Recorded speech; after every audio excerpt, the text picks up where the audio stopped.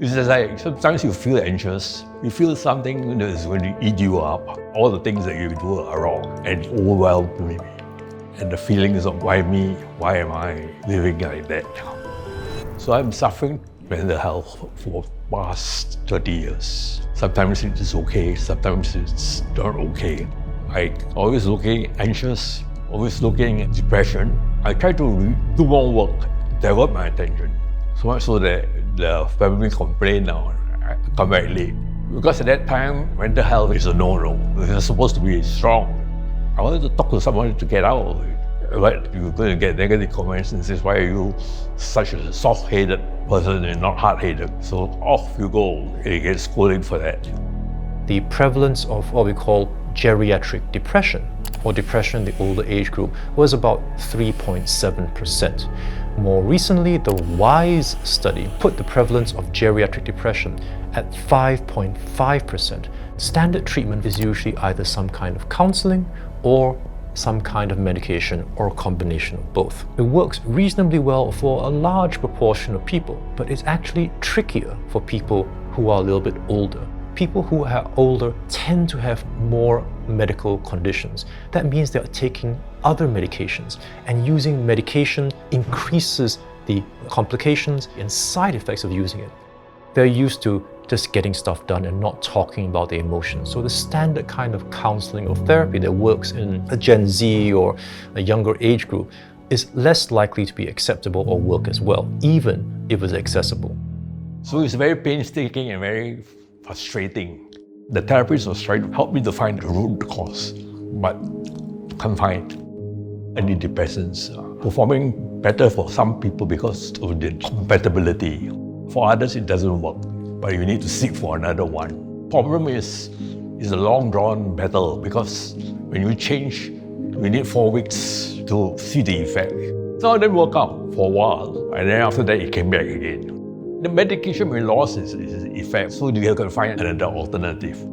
People with TRD, or treatment-resistant depression. And this is depression that does not respond to standard treatments like counseling or medication. They have twice the healthcare costs of people that do not have TRD. They have a 60 to 70% higher chance of completed suicide from our statistics in Singapore from 2022. And that's where TMS, or transcranial magnetic stimulation, offers perhaps a new option for patients with treatment-resistant depression, using magnets to stimulate the brain to treat psychiatric conditions. Some people will say, I cut it short. That means they want to get into a suicide mode. To me, I say I want to live, I want to fight for it. One of the psychiatrists, she looked at my list of medication. She says, you tried everything. So now there's a third thing you can do TMS. She introduced me to Dr. Ctrl, very enthusiastic about it. He told me about how this machine works and that. I went through 30 sessions, the maximum that it is supposed to go. After the 30 sessions, I still feel 20%, but I managed to control it.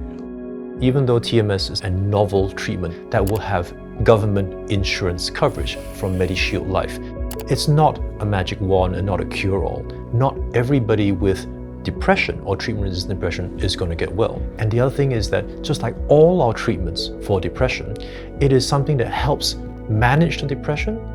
If you stop the treatment, the effects eventually wear off. And that also applies to TMS. So this is something like dialysis. Over a period of time, you need to start again. The curing of anxiety and things like this are helped by 3 things. The TMS, the medication, and the psychotherapy. So all 3 must still continue. So if things are not good for me, I got to decide which doctor to go to. Depression in the older age group is not normal. It is not a part of normal aging. It is not a character flaw. It is an illness just like any other, like high blood pressure or diabetes or asthma. And it has a significant effect on the individual, the family, and society. And the main message to tag on to all this context is that there are new treatment modalities beyond just counseling and standard medications. There's nothing shy about the problem that you have. First of all, have the will to get healed. The challenge is you need to get that will into place so that your treatment, psychotherapy, TMS, and medication can get into place.